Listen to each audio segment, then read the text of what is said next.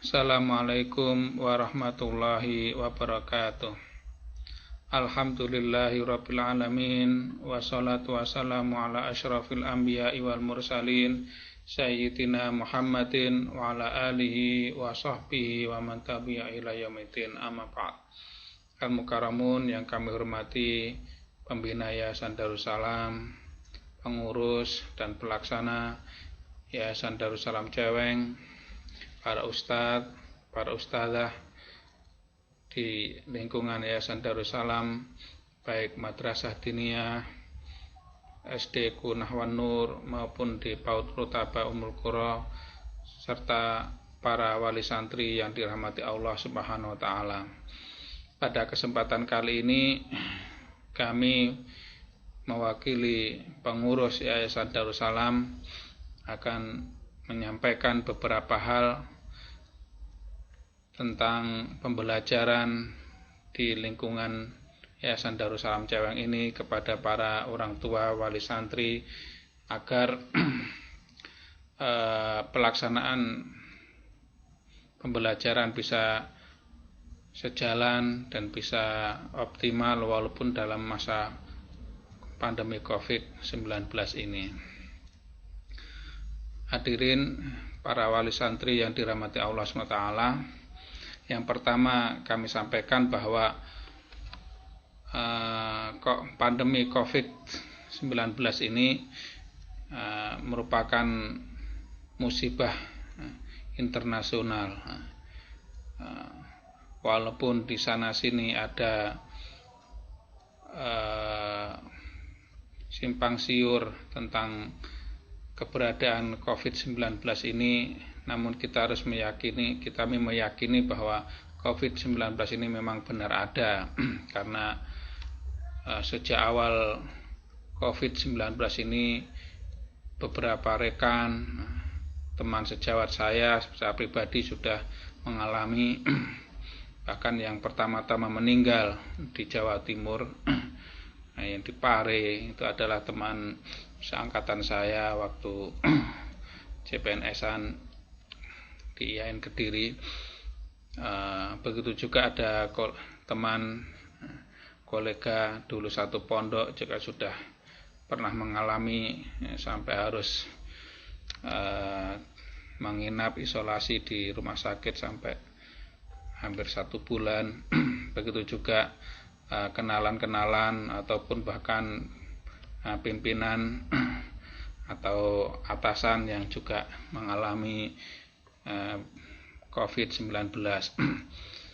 Mungkin bagi warga kampung, masyarakat yang belum melihat secara dekat, menganggap COVID-19 ini dibesar-besarkan atau bahkan ada yang ekstrem tidak percaya lagi, maka di sini perlu kita luruskan, kita berpandangan secara moderat bahwa memang COVID-19 ini ada.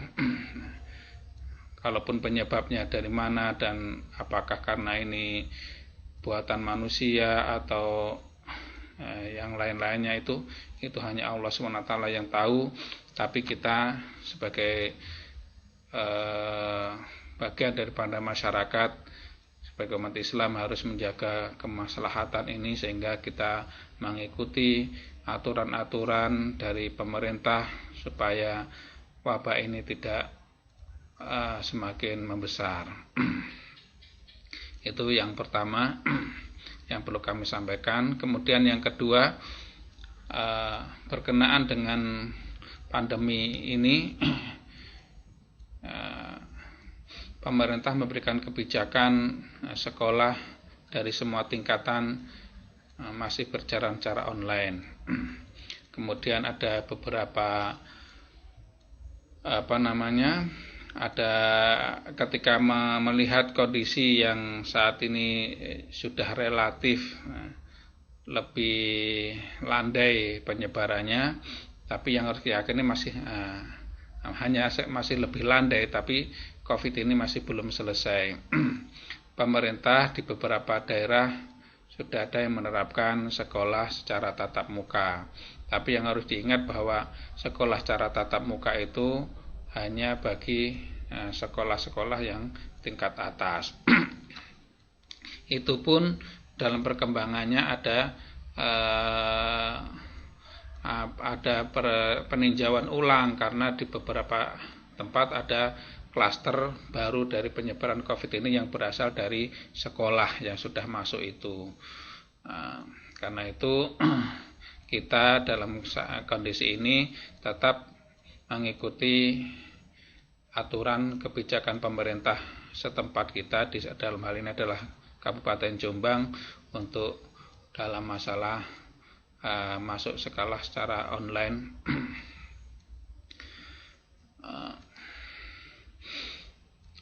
Beberapa waktu yang lalu juga ada yang sekolah yang secara diam-diam mulai belajar secara offline, dan itu kemudian jadi alasan sebagai sebagian kalangan untuk kita ini bisa kenapa kita di Yayasan Darussalam tidak melakukan pembelajaran secara offline tatap muka di sekolah. Toh di pondok pesantren di Jombang ini sebagian besar sudah masuk.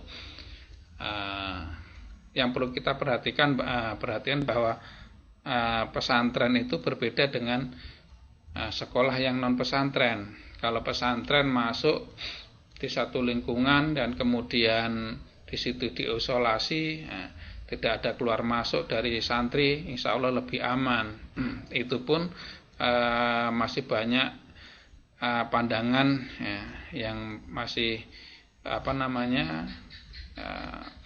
belum yakin sepenuhnya pesantren masuk, sehingga di beberapa pesantren pun juga masih belum masuk, dan yang masuk kemarin juga ada yang sedikit bermasalah karena ada klaster atau penularan COVID di pesantren itu. Nah, sementara sekolah kita ini bukan pesantren tapi dan juga bukan sekolah lokal yang santrinya atau muridnya hanya sekitaran lingkungan itu. Beda dengan SD negeri misalnya yang biasanya sekolah atau santrinya hanya sekitar lingkungan desa itu atau PAUD atau TK lokal yang tidak jauh-jauh santrinya. Nah, sementara kita ini santri kita ini tersebar ke berbagai kecamatan yang ada di Jombang. Bahkan saya hitung itu hanya ada beberapa kecamatan saja yang belum ada perwakilan santri kita ini. Jadi santri Rutaba dan santri SD-ku serta santri Diniyah itu tersebar paling utara itu sampai di utaranya Sungai Brantas, yaitu di Ploso.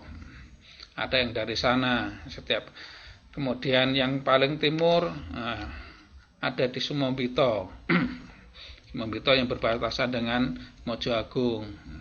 Kemudian ada juga di Mojowarno yang sekitar Catak Anggayam. Bukan Catak Anggayam, itu timurnya Ringin Pitu itu daerah sana. Kemudian Mojodhuwur dan sekitarnya. Kemudian bahkan ada yang dari Wonosalam. Kemudian dan barat ada yang Perak, Jombang, Peterongan, semuanya itu kita ini tersebar.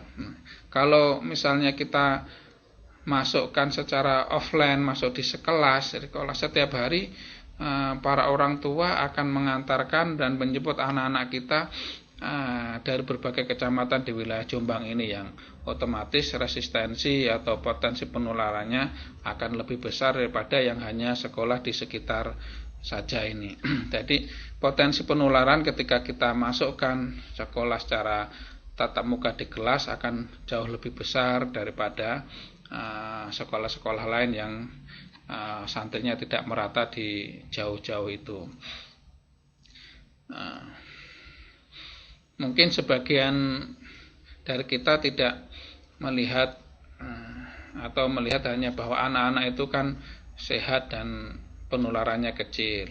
Tapi yang harus diingat bahwa di rumah itu ada orang tua, ada bahkan yang tinggal bersama kakek neneknya, dan kakek neneknya itulah yang, atau bahkan para orang tua yang sudah usia 40 tahun ke atas, 50 tahun ke atas ini yang lebih rawan penularan. Nah, anak-anak kita ini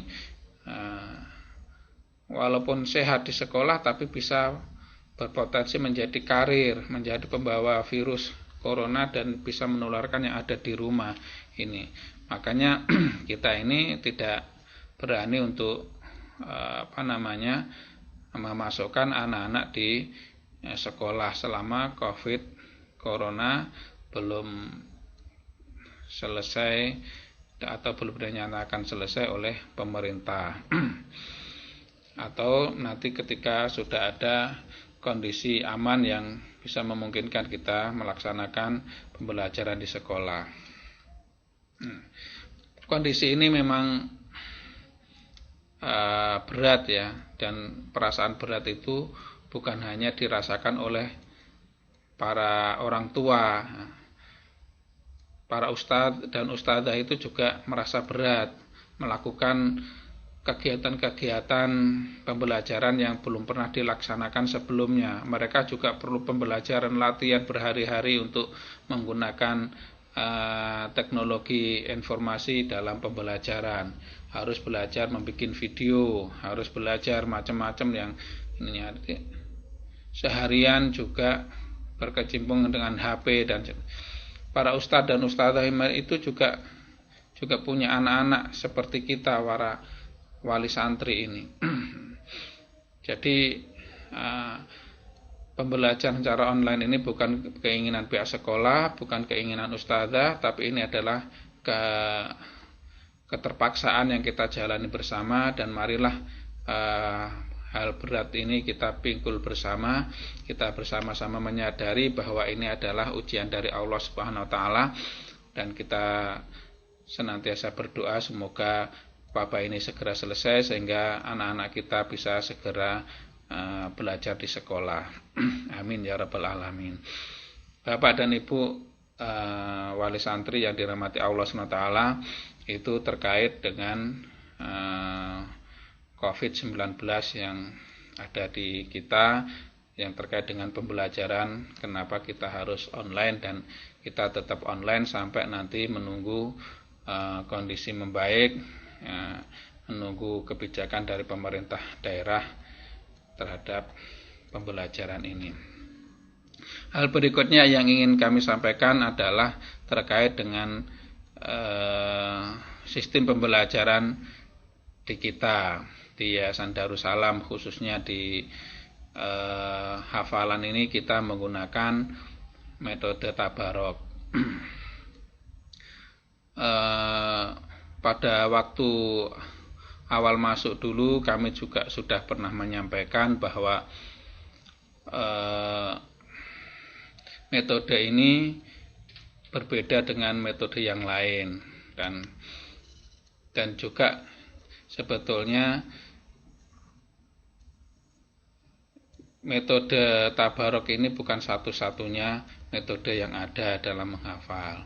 Ada metode yang lain yang digunakan oleh para alim, para ulama, para pembelajar penghafal Al-Quran. Yang perlu kami sampaikan bahwa metode tabarok ini mengharuskan kita untuk mengikuti aturan-aturan yang ada di tabarok, yang mungkin berbeda dengan pemahaman kita atau pengalaman kita ketika menggunakan metode yang lain. Ya, memang setiap metode itu ada plus dan minusnya, ada baik dan ada sisi kekurangannya. Tapi yang unsur keberhasilan itu yang utama, yang pertama-tama adalah keyakinan kita para orang tua, para pengguna metode itu dalam penerapannya. Kalau kita menerapkan metode itu setengah-setengah, maka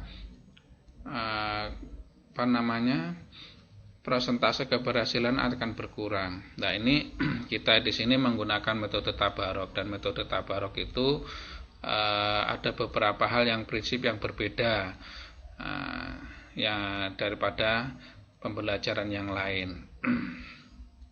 Yang pertama adalah bahwa anak-anak balita ini adalah menghafal dulu sebelum belajar membaca, dan ini mungkin di sebagian metode itu terbalik, atau bahkan mungkin pengalaman orang tua kita ini dulu ketika mau belajar menghafal itu tidak boleh menghafal dulu sebelum bisa membaca, atau belajar membaca dulu sebelum belajar menghafal. Tapi tabarok ini adalah menghafal dulu sebelum belajar membaca. Artinya proses menghafal ini tidak menunggu anak-anak kita itu bisa membaca dulu. Itu yang pertama yang perlu kita inikan. Yang kedua, namanya belajar untuk balita, otomatis masalah makharijul huruf ya masih harus kita toleransi, karena anak-anak itu sulit untuk kita harus sesuaikan dengan orang dewasa. Kemudian yang ketiga, bahwa metode tabarok ini adalah sudah ada targetnya setiap hari, setiap pekanan, setiap hari, dari ayat sekian sampai sekian terus. Bahkan menurut sebagian kita yang menghafal itu, kalau dulu ada yang berpendapat kalau satu ayat belum dihafal secara lancar jangan pindah ke ayat berikutnya. Sementara di tabarok itu tidak begitu.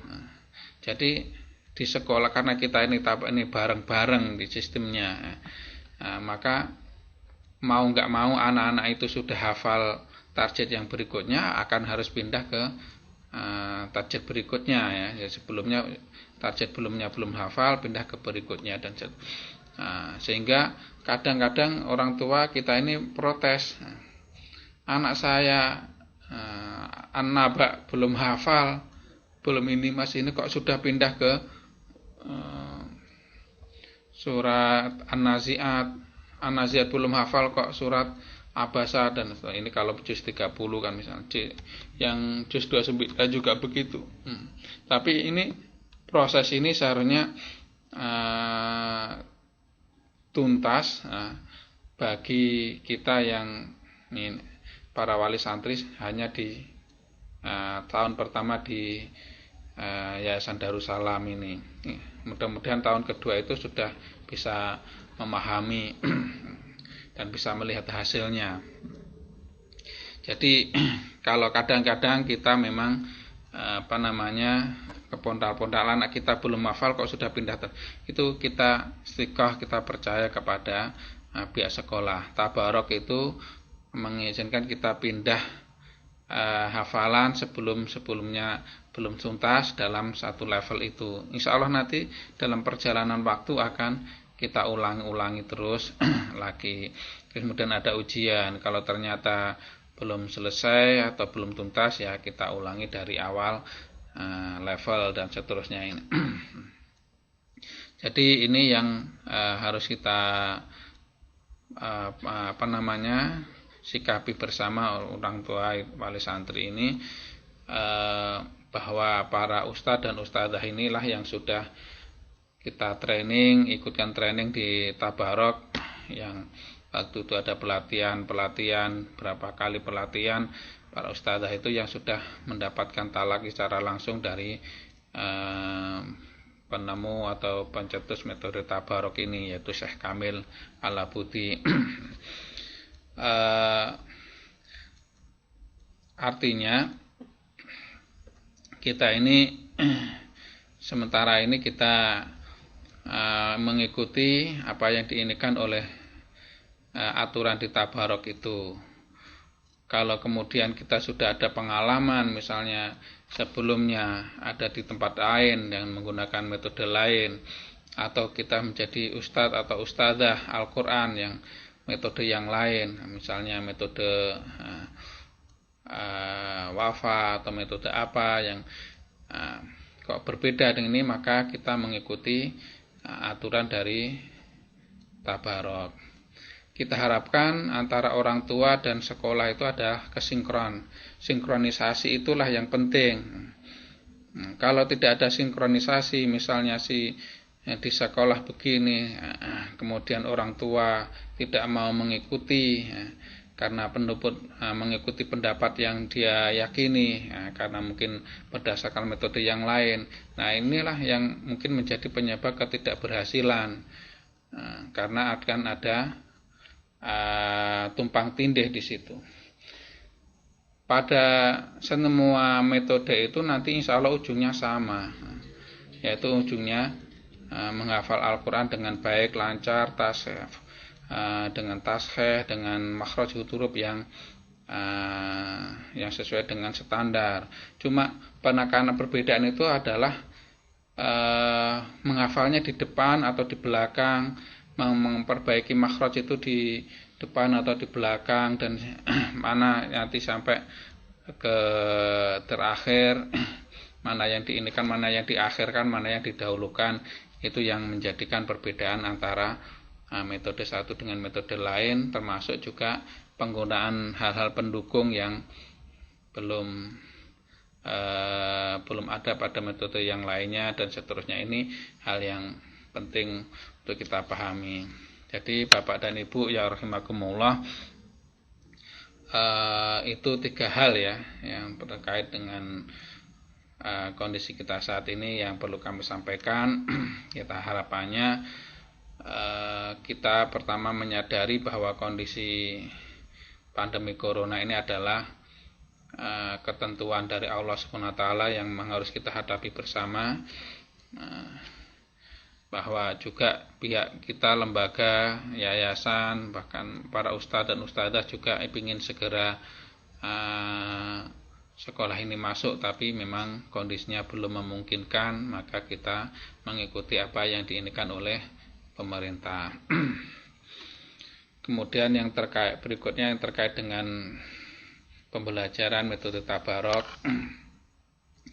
ya kita harapkan memang para orang tua, para wali santri ini memahami betul atau ya sinkron dengan apa yang di sekolah, bahwa metode ini adalah metode pembelajaran yang masing-masing punya kelebihan dan kekurangannya. Jadi kita harapkan para orang tua ketika anaknya belum tuntas di satu hafalan, di satu surat atau satu potongan ayat, kemudian diharuskan di sekolah pindah ke potongan ayat atau surat berikutnya, dan ininya kita mengikuti apa yang ada di sekolah itu. Tinggal memang karena kita saat ini online, semua anak-anak ada di rumah semua, mungkin ya keberhasilan daripada proses ini memang tidak sebagaimana ketika di sekolah. Itu memang kita sadari betul, dan memang kita menyadari bahwa kondisi di sekolah itu jauh lebih baik, baik menghafalnya, belajarnya daripada di rumah. Tapi ya mau tidak mau inilah kondisi yang harus kita hadapi. Ma la yudraku kulluhu la yudraku julluhu. Sesuatu yang tidak bisa diraih secara keseluruhan maka tidak ditinggalkan secara keseluruhan. Jika belajar di sekolah tidak bisa kita jalani, maka kita tetap belajar secara online, walaupun yang kita dapatkan cuma misalnya 50% daripada target ketika sekolah secara tatap muka. Ini kaidahnya. Begitu juga ketika kita ini tetap melaksanakan pembelajaran di rumah secara online, ini juga dalam rangka darul mafasid, mencegah kemudorotan. Dan dalam syariat Islam kita ini diterapkan kaidah darul mafasid muqaddam ala jalbil masoleh. Darul mafasid, mencegah kemudorotan, mencegah kerusakan itu lebih didahulukan, lebih diutamakan daripada jalbil masoleh. Lah, mencegah penyebaran COVID-19 penyakit ini adalah darul mafasid, mencegah kemudorotan. Maka ini harus didahulukan daripada jalbil masoleh, menarik kemanfaatan. Manfaat dan pemanfaatan dalam proses pembacaan adalah mencari ilmu, menambah ilmu ataupun menambah hafalan kalau dibisikan, dan belajar mengajar itu manfaat. Tapi ketika itu bertentangan, maka darul mafasid, mencegah kemudorotan, lebih didahulukan daripada jalbil masoleh, menarik kemanfaatan daripada di sekolah secara offline. Ini dua kaidah yang harus kita pahami ya. Yang pertama, darul mafasid muqaddam ala jalbil masoleh, mencegah kemudorotan lebih didahulukan daripada menarik kemanfaatan. Kemudian yang kedua, kaidah ma la yudraku kulluhu la yudraku kulluh. Apa yang tidak bisa kita raih secara keseluruhan, maka seyogyanya tidak kita tinggalkan secara keseluruhan. Nah, inilah yang menjadi kaidah kenapa kita belajar, tetap belajar secara online. Dan insya Allah mudah-mudahan juhud kita, usaha kita dalam mendampingi putra-putri kita ini menjadi amalan yang nanti akan dicatat oleh Allah Subhanahu wa taala, akan berimbal pahala yang besar di sisi Allah Subhanahu wa taala, mengantarkan putra-putri kita untuk bisa menghafal Al-Qur'an sejak kecil. Dan ini adalah investasi besar yang memang kita harus kita curahkan, karena di balik keberhasilan adalah ada usaha yang besar. Seringkali orang-orang itu hanya melihat keberhasilannya, melihat hasilnya tanpa melihat prosesnya. Ketika ada anak kecil yang bisa menghafal Al-Qur'an, misalnya ya hafid kicili tabarok misalnya, bisa menghafal dalam usia 5 tahun, 6 tahun. Kita jangan melihat hasilnya, tapi bagaimana proses orang tuanya mendidik anak-anak itu supaya menjadi hafal Al-Qur'an. Inilah yang menjadi spirit kita untuk senantiasa bersama anak-anak kita, mendampingi mereka menjadi hafal Al-Qur'an sebagai bekal kehidupan mereka sebelum mereka mempelajari yang lain-lainnya. Karena itulah keinginan kita, tekad kita bersama adalah anak-anak kita ini bisa tuntas hafal 30 juz di akhir sekolah dasar, sehingga nanti masuk SMP atau masa sanawiyah dan seterusnya sudah pengembangan ilmu-ilmu yang bisa menguatkan eksistensi anak-anak itu dalam potensi di dunia maupun di akhirnya. Itu saja yang bisa kami sampaikan, kurang lebihnya mohon maaf. Ihdinas siratal mustaqim. Wassalamualaikum warahmatullahi wabarakatuh.